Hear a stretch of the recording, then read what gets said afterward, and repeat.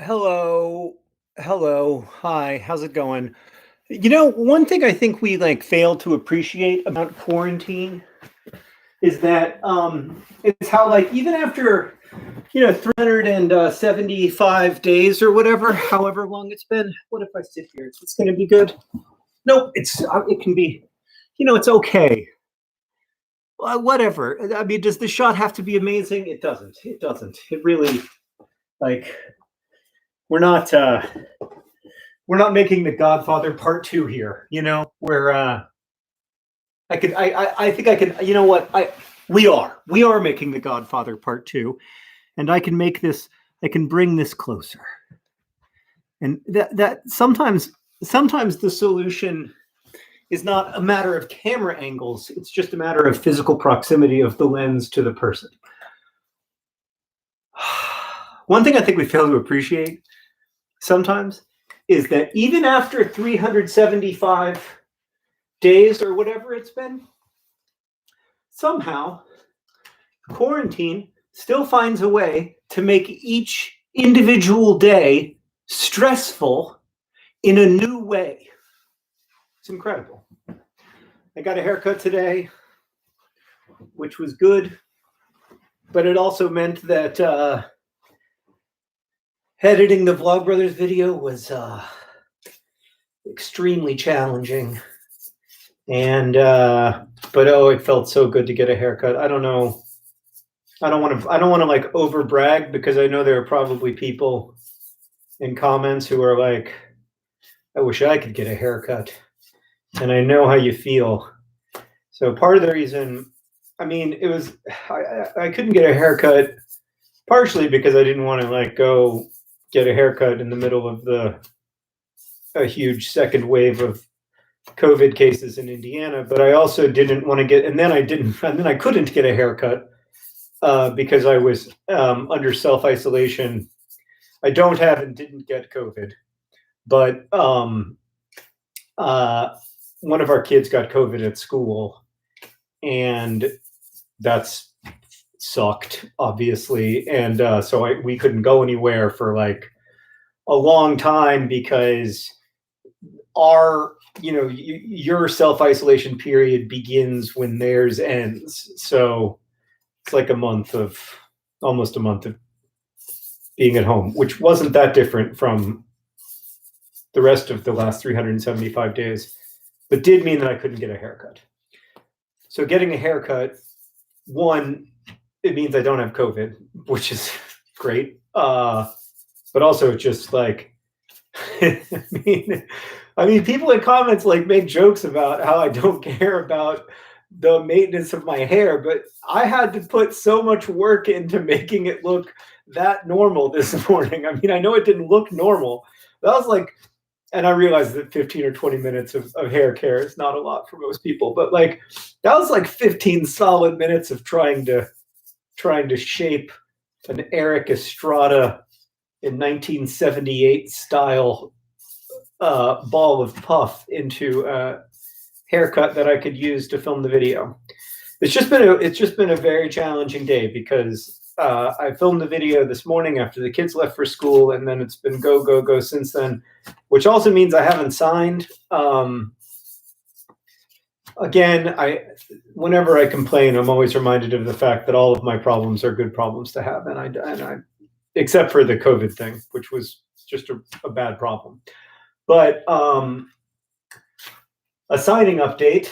I guess I have two major important updates for people who, I know there are a few people here who have been with me through this whole ridiculous journey, and I feel like I owe those of you who are regular viewers a couple of critical updates on the signing front. I mean, the high level thing is that there are 17 boxes back there. Each box contains about 3,000 sheets if you average it out. So that's 51. I think that's 51,000 plus whatever's there. That would be great if the book wasn't about to go into production, but it is. So it's going to be a challenging 10 days. It's really hard to sign 5,000 in a day, but it is possible. And so I think I just need to do that for 10 days. And then on the other side of this whole process, I will think about, I don't know. I don't imagine I'm going to do this again. I mean, I know I'm not going to do it again at this scale, but I don't know that I will do it again. I still enjoy the flow state that I get into when I'm just signing, but there's also been like a huge time crunch, and some of it was just caused by unavoidable pandemic things, but some of those pandemic things could have been foreseen anyway. That is not, by the way, today I'm signing with black, which is like one of my least favorite colors to sign with, but also like it's a good enough color. It doesn't have the actual, like the particular Sharpie hue doesn't have a lot of range. And so I don't, it's good, but it's not one of my top 5. I guess I'll say. That said, like my long-standing affection for green Sharpies has completely fallen apart in the last couple weeks. Like every time I sign with green, I almost feel grossed out. I feel like the people who get it are going to be like, ugh, which is too bad because like 120,000 of them are green. So hopefully they won't be too disappointed. But yeah, so when I get like a multi-pack, like Sarah got me a couple of these Electro Pop 24 Sharpie packs that were on clearance at like oddlots.com or something. And they're great. They've got some great colors in them. They've also got some duds, of course.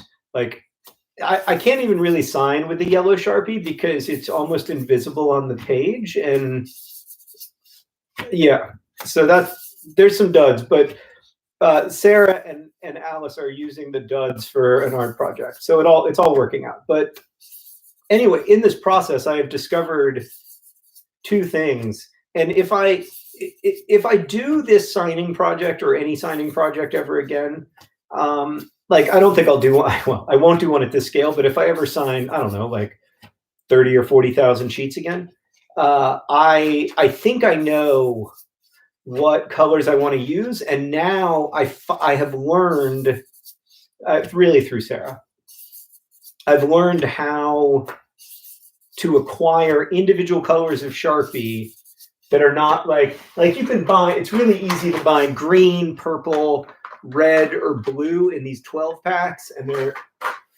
pretty cheap. They're like $9 or $10 a 12 pack, so it's not that it's a good deal. But I have learned how to purchase individual Sharpie colors, even very obscure Sharpie colors in bulk. And this is, I mean, unfortunately, it's coming a little too late in the game to really be a game changer, but it is as close to a game changer as you could expect. So I'll show you what it looks like. The navy, that's not it. Is that it? Yeah. So the navy Sharpie is almost, it's almost black, but it's got some gray in it and some very dark blue. And I love it. I love it. So yeah, it's amazing. And that has been really, really good.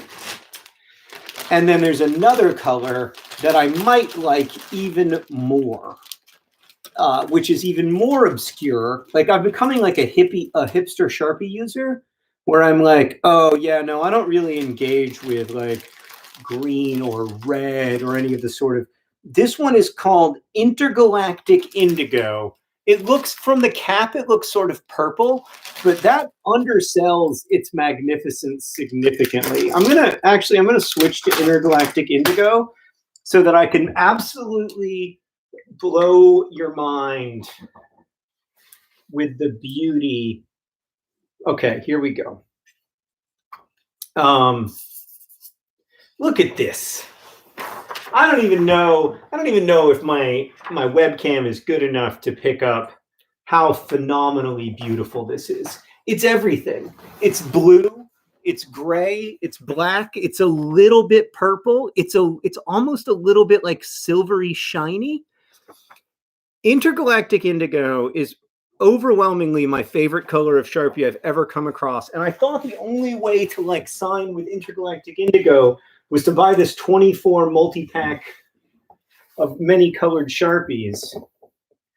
But it turns out that there is a way to buy, I can buy nothing but Intergalactic Indigo and Navy for the rest of this ridiculous project.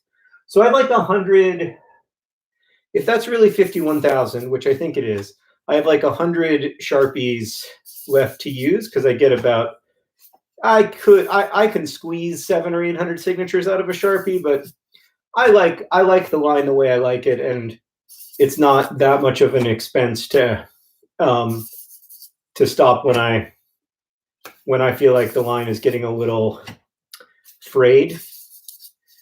So I can just buy Intergalactic Indigo and Navy for the rest of this whole project.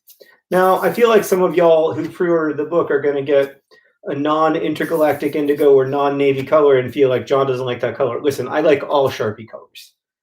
There's no Sharpie color I don't like except for yellow.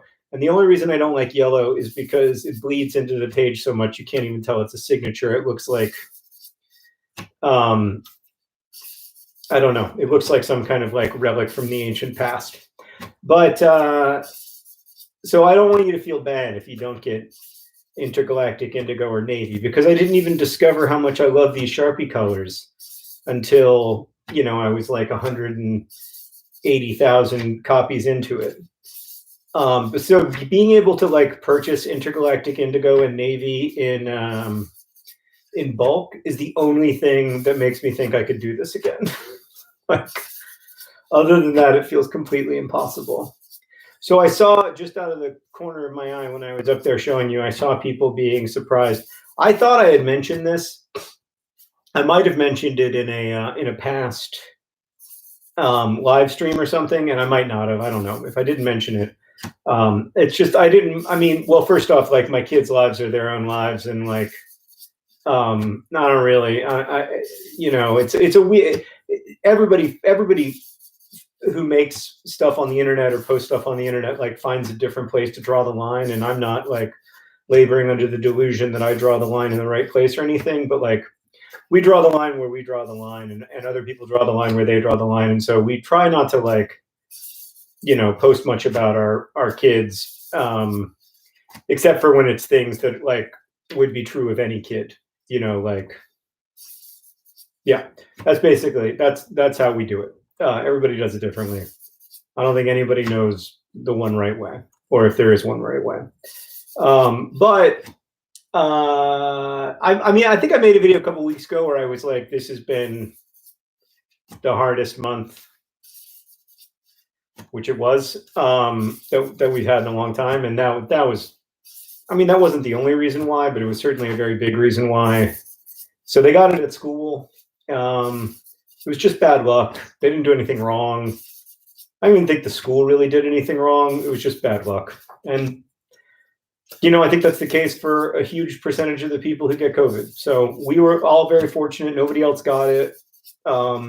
Really, really lucky to have, that everybody's okay. And now we're out of the like self-isolation period. So we can be relatively sure. I mean, nobody's going to get it from that case.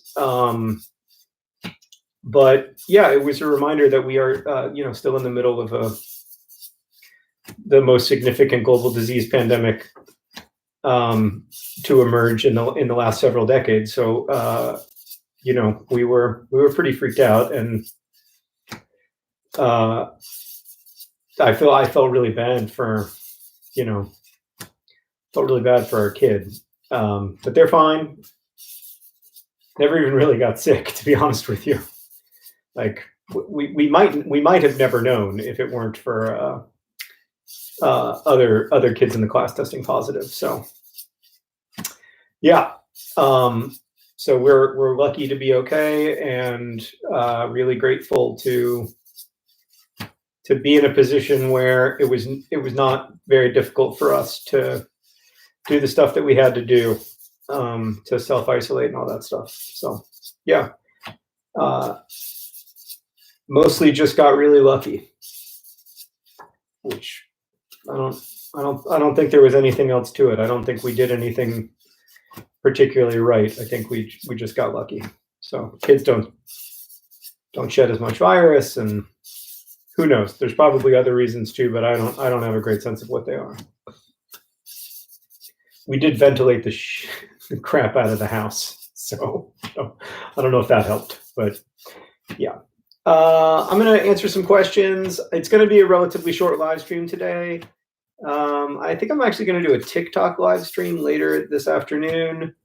But I mean, I guess the big news of the day is that the book cover is out. It's such a relief to see the positive response to the book cover. I love it so much, and I'm so grateful to Grace for not only for making such a wonderful cover, but also for kind of giving us a window into the design process and her relationship with the story. I just think that kind of thing is so it's so helpful. You know, it humanizes the people who make books, and I just am really thrilled with the cover, and just, you know, this book is so different from my previous books on a lot of levels. Different audience, different, you know, wildly different genre, etc. That I almost didn't even know what I wanted for a cover, but I just think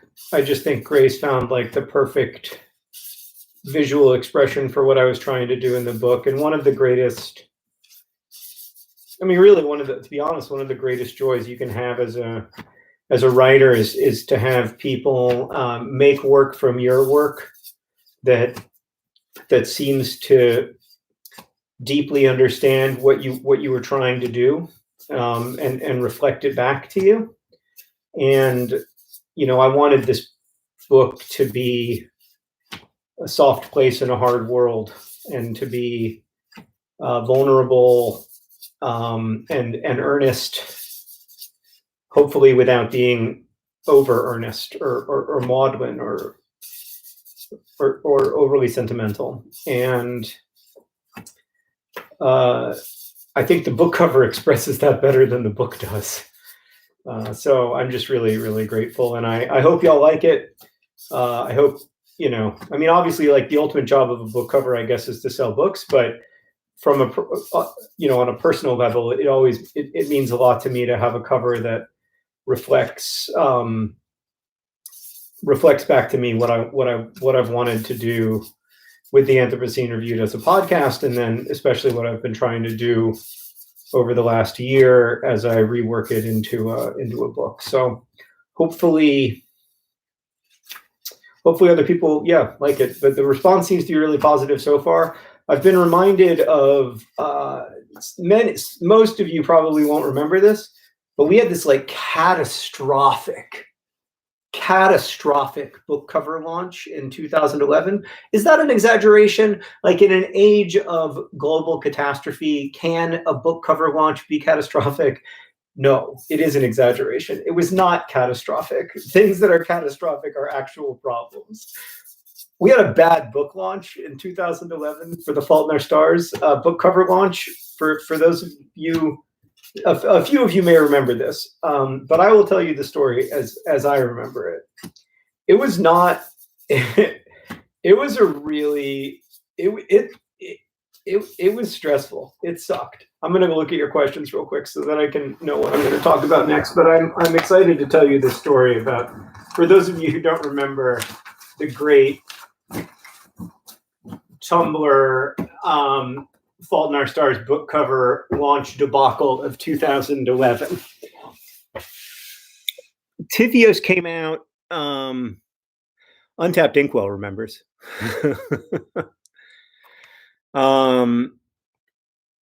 Lots of people also have similar stories of COVID in the house and it's being stressful.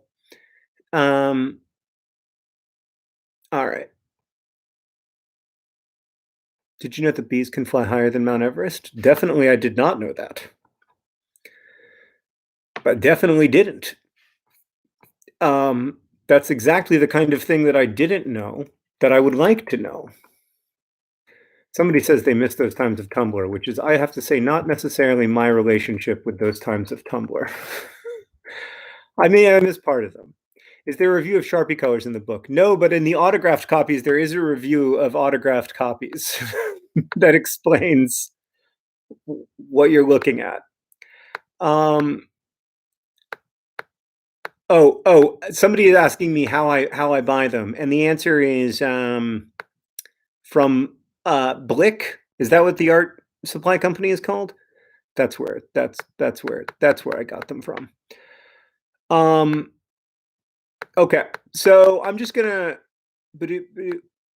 Oh gosh, it's so they do not make this. They do not make this easy here in YouTube chat.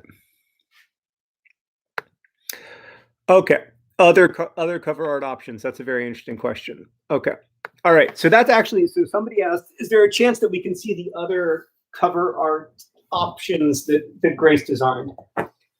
So, I mean, this is something I thought a lot about because I think that would be such a cool glimpse into the actual process, right? But then I remembered this disaster from 2011, and I was like, no, I can't show people. I can only show people one cover because otherwise people will get in a fight about which of the covers they like. So maybe someday I'll have the courage to do that, but not today. So in 2011,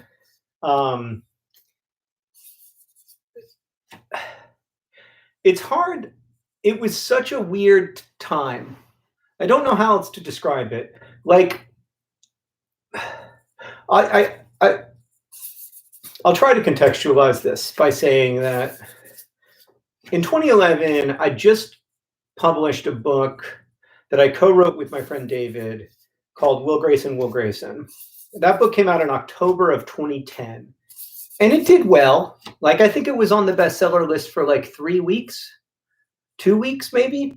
And before that, my book, Paper Towns, was on the bestseller list for 3 weeks, which is great. I mean, I never thought that I would write books that would make it to the bestseller list. But like, it's also important to know that like a book can make it to the bestseller list for a couple weeks, and still like the royalties from that book for the author would be in the category of, I mean, well, I'll just give you like raw numbers. Like, I think Paper Towns sold 51,000 copies in hardcover, which again is a lot, and it was very successful. And I mean, I was thrilled. But like that's like maybe $2 per book, and it was, split over 2 years, maybe $2.50 per book. I wouldn't be totally sure, but I think no, around $2 per book back then, because it was a $15.99 hardcover. And so that was split over 2 years because I was working on the book for 2 years. So, like a living, a good living, but not like, have a nice basement where you can have a little video corner living, I guess. And that's kind of like where Hank and I were in 2011, like financially. Like, we had really, really good jobs, but we also didn't have a ton of job security, and that never made Hank nervous, because nothing makes Hank nervous. And Hank was like, oh, I'm getting lots of skills that I can use in whatever I end up doing. But it definitely did make me nervous. I don't even know why I was talking about that, because that's not super relevant to the story. I'm just trying to contextualize like what my like professional life felt like to me in 2011, which is that I felt like I had a good job writing books, and we made like, I don't know, like maybe $1,000 a month from a mix of YouTube and blog TV. But, you know, like I had a kid, and I felt like I felt like I had a pretty, like, I don't know, I had a good life, but nothing out of the ordinary. When The Fault in Our Stars, like, even when I started like reading chapters of it in live shows and on YouTube in like 2011, it was like outselling what Paper Towns did before it came out. Like, it was like it outsold Paper Towns months before it was ever published. And I don't know why. Like, I think some of it is just that my work was becoming more popular, and but it was a weird experience, because like my most successful book hadn't been published, and in fact, like, wasn't going to be published for 5 more months. I wasn't finished writing it, and so amid all of this, I announced that I was going to sign the first printing, which I had thought was going to be like, I don't know, like most of my books were, like 15 to 20,000 copies, but it turned out to be 150,000, and which, you know, is child's play, it turns out, but it felt like a big deal to me at the time. I finished 150,000 signatures for the Anthropocene Reviewed like a month ago, but no, it wasn't. It was like two or 3 weeks ago. Anyway, and so the book didn't have a cover, but it was like, but people knew a little bit about it from having heard me read the first chapter on YouTube, and like I would read it in live shows back then. I think we used blog TV back then, and so people knew about it. And I think I caused the problem, as I am responsible for most of my problems, by saying like, oh, like, we don't have a cover yet, but I think somebody had designed it. I can't remember if I started it, or I'll say that I started it. I must have said on Tumblr, like, oh, you know, let me know what you think the cover should look like, or if you want to design a cover. I don't remember how it started, but at any rate, people started designing their own covers of The Fault in Our Stars, and many of them were beautiful. I mean, they were incredible, and they were particularly incredible given that nobody knew anything about the book except for the first chapter. Like, that made them all the more impressive to me. And there was this huge groundswell of these wonderfully creative people making book covers for The Fault in Our Stars. I mean, as I remember it, and this was 10 years ago, my memory is deeply flawed and so on, but like, as I remember it, at least, the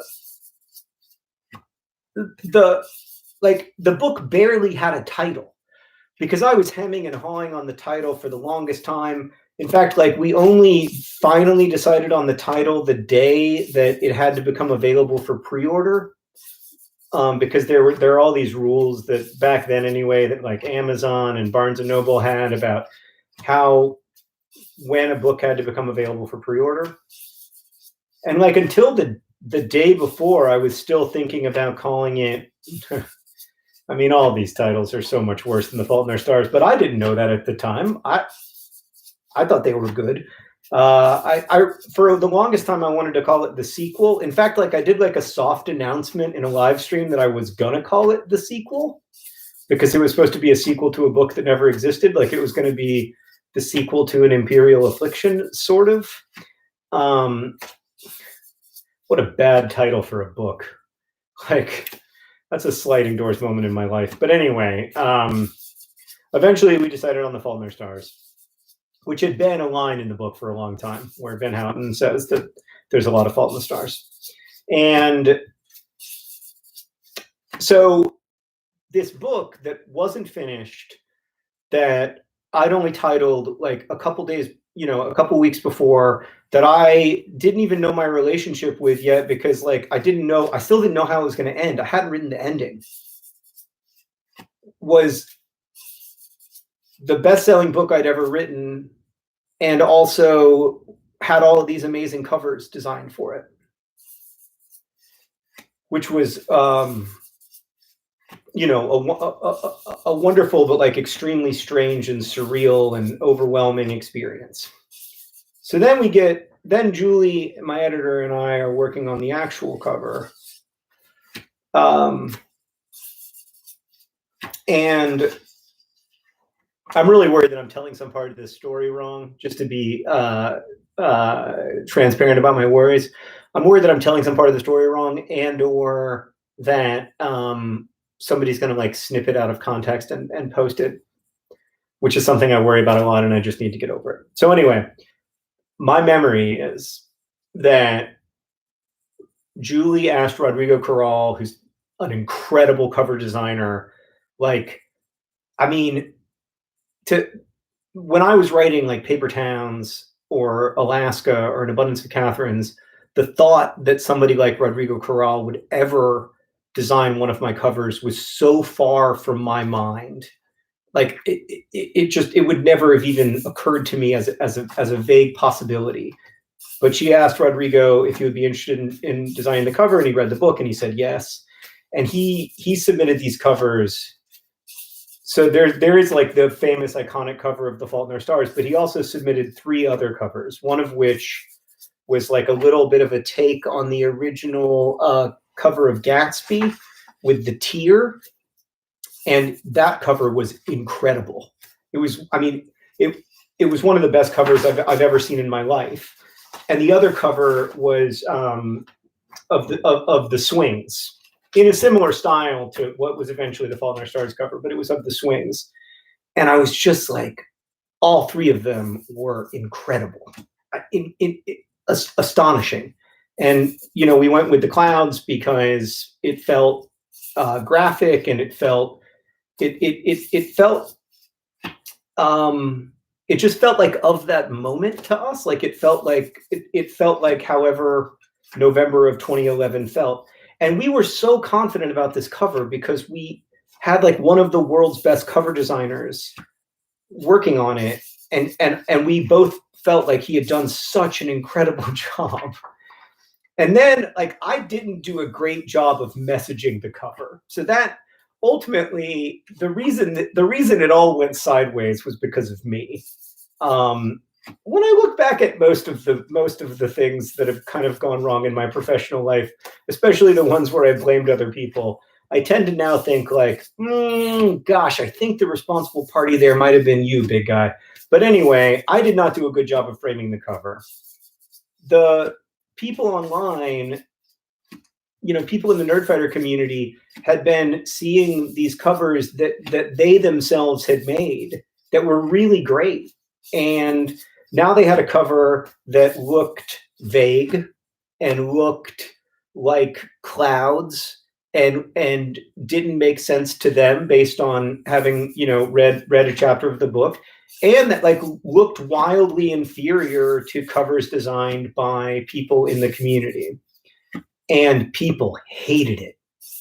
Like I remember being at Thanksgiving in North Carolina with my parents and not being able to eat Thanksgiving dinner because I was so nauseated by just feeling this like intense level of regret and shame and not knowing my way out of it and feeling completely overwhelmed. And then Sarah, this is again in my memory, I might be misremembering. Sarah posted on my Tumblr, or maybe on her Tumblr and I reblogged her, I don't know. She posted this like long explanation of the cover where she was like, I have read the book and this is why it's a beautiful cover. And that sort of helped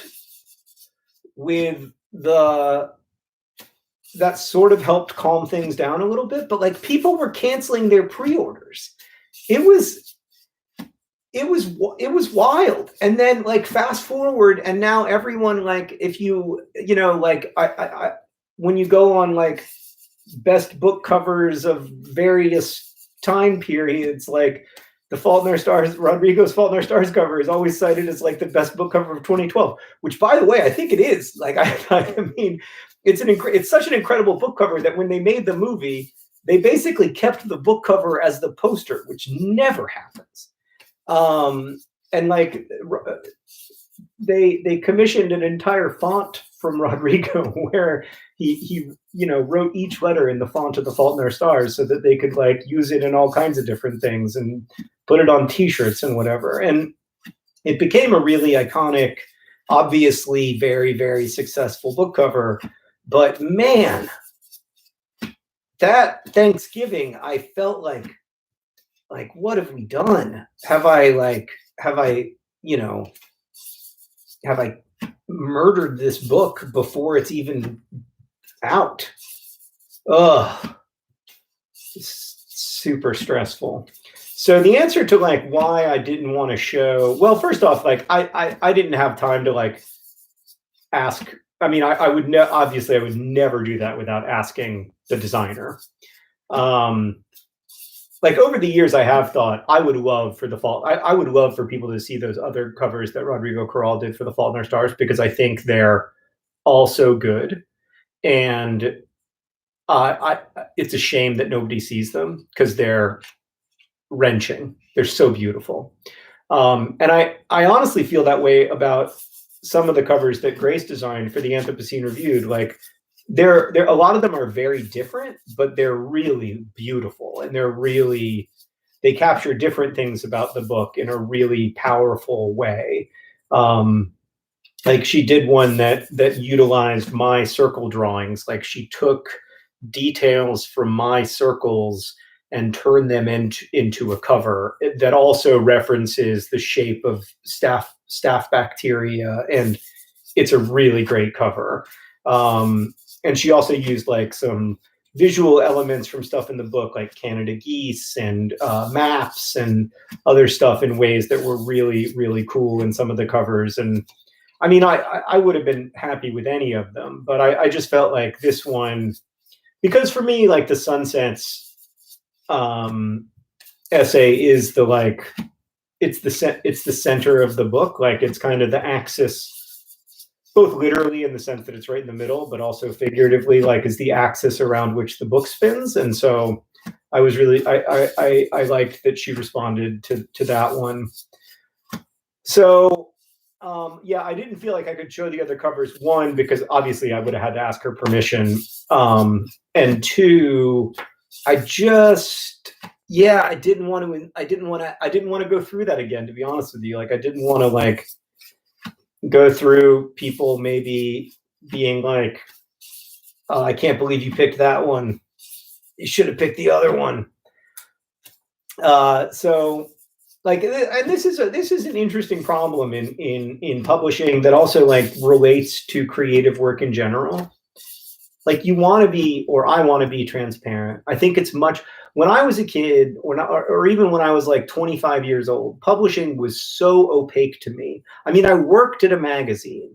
I was surrounded by books. You know, we were mailed hundreds of books every day. It was a book review journal. So I knew something about publishing, but like still publishing was so opaque to me. I had no idea how covers got designed. I had no idea how tip-in sheets worked. I had no idea what line editing was versus copy editing. And I do think there's real value in making that process transparent, not only because it helps people understand how a book gets made and helps people understand that like books are not written by individuals in isolation, but are instead like made by big sprawling collaborations like everything else in this world. But also because I think it for people who do want to write, I think it helps. You know, I think it helps to know some of this stuff and not have it feel so intimidating and distant and like something only.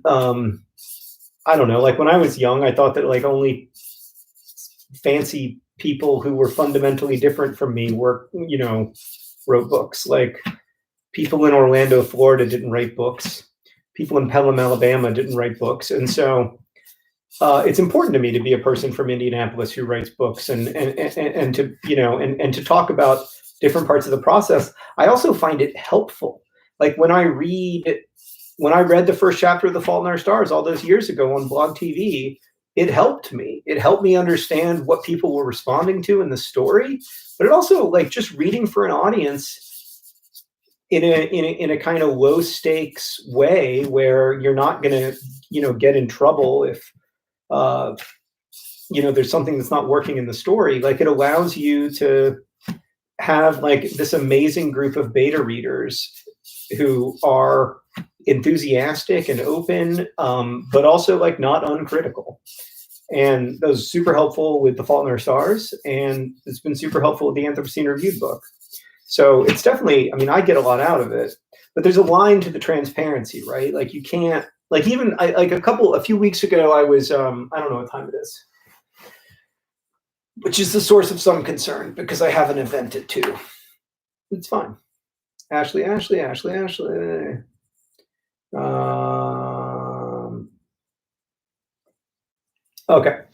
What was I talking about? I don't know. Probably nothing important.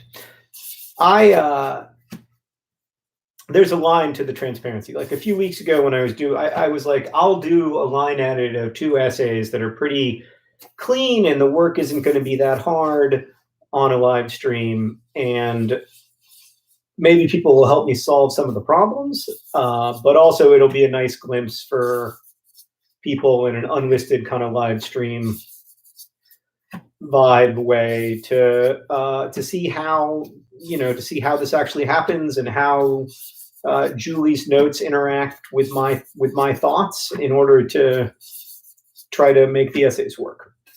And I intentionally picked 2 essays where like there was no deep flaw, at least not that Julie saw in the essay. But even so, like, and I did it, and it was real. But you know, on the subject of what's not in the frame and what's never in the frame, there were like 2 or 3 occasions where I said something like, "Oh, I'll deal with that later," and what that meant was like the minute the camera's off, because like I didn't have any other time. So the minute the camera was off, I went and like dealt with those things that were much harder and that I couldn't talk my way through, that I couldn't like describe what I was doing while I was doing it because the actual doing of it was too engrossing and complex to you know, build language around. And solving those problems was actually like both really hard and like overwhelmingly the most interesting thing that I could have shown on video, except I couldn't show it on video, if that makes sense. So this is always a weirdness between the line, you know, especially after like 15 years of making stuff on the internet, the line between transparency or authenticity or however you want to describe it and how you frame the shot, because every shot is framed and every and even I mean I would argue that even the act of turning on the camera frames the shot. Even the act of knowing that there is someone in the room with you frames the shot. Like, I sign differently if even people I'm very close to are down here with me, let alone like, and you are all very nice, but I, you know, like, don't come to my house, obviously. And so the line, I think the line, it's complicated, and I don't have it figured out. Even after all this time, like I don't really know. I don't really know how to deal, and this is something I talked about in that video a couple weeks ago. I don't know how to deal with the fact of the frame. I don't know how to deal with the fact that I have to leave things out of the frame, like both have to because it is the way that frames work, and have to because you know, there are things I can't talk about while they are happening because I don't know what they mean yet, and I don't. And also, like, there are things I can't talk about that are very important to me because they involve other people who have not necessarily made this choice to have a public life. So Yeah, that is an interesting and complex thing that is explored with such nuance and brilliance in my brother's books that I probably don't have anything to add to his analysis. But it is a weird thing, and I think when we look back on uh, what we currently call the social media age, but I think in the future we won't call it the social media age, because in the future it'll just be the beginning of whatever now is. But when we look back on the beginning of whatever now becomes, I think that's something we'll be thinking a lot about. Like, how did people navigate this, and what did they learn from the ways in which they navigated it poorly, or from the times that they made mistakes, and what was gained and what was lost, and were the gains worth the losses, basically. I don't think we have a lot of those answers right now, because I think the answers vary so much.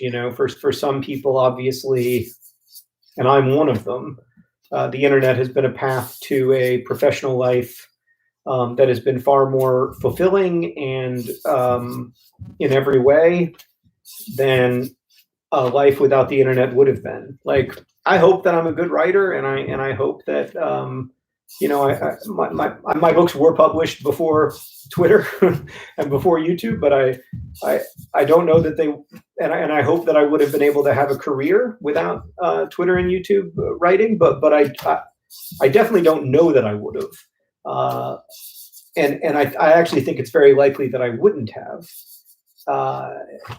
and that's something that I'm very conscious of, because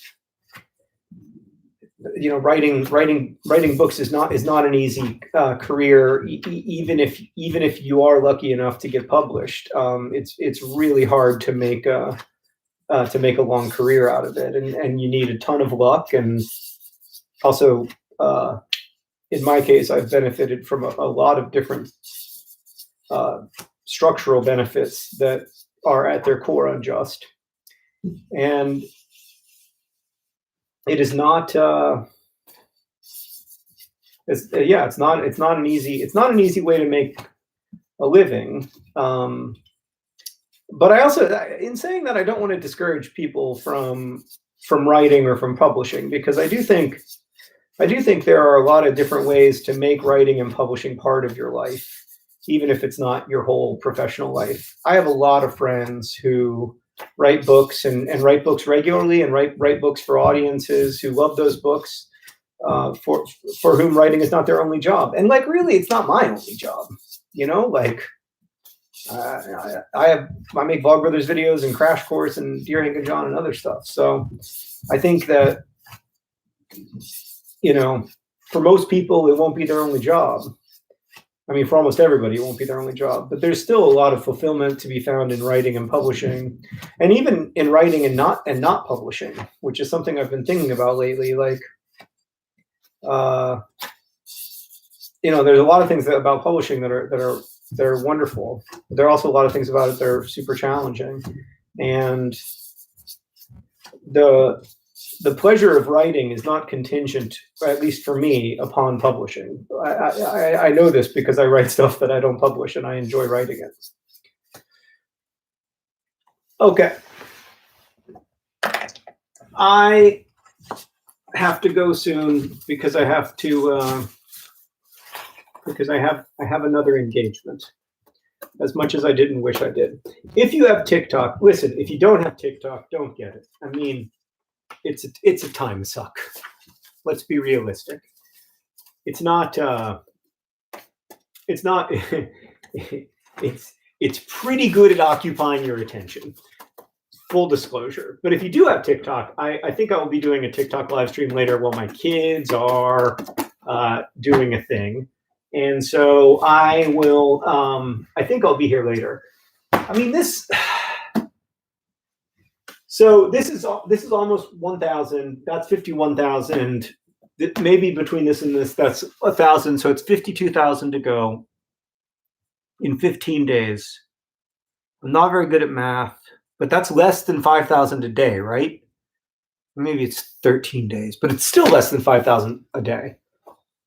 So I just have to do it every day. I just have to find like 6 or 7 hours a day to sign for the next 2 weeks, and then everyone will get a signed copy, except if you don't live in the US or Canada, which I'm very sorry about, and I wish I could solve that problem, and I can already see that it's going to be an issue, but I don't know how to fix it. All right. 3.5 thousand a day. Rebecca says that it's 347 a day, which would be great, but I think it's missing a zero. I can do that. So I'm going to do another live stream on Thursday. I won't do one tomorrow because I don't want to get in the way. Let me look at my calendar before I start talking a big game about when I'm doing live streams, because who knows what's going on. I think I have a workout on Thursday. Oh no, it's on Wednesday. I'm going to do a live stream on Thursday. I think I'm going to do a really long, like a hilariously long live stream potentially, if that works. Like 5 hours, maybe. I don't know. We'll see. But I'm going to do a public live stream on Thursday where I will not hopefully, and it's just going to be me signing. I will definitely not retell the story of Tumblr drama from 2011 because that makes me uncomfortable.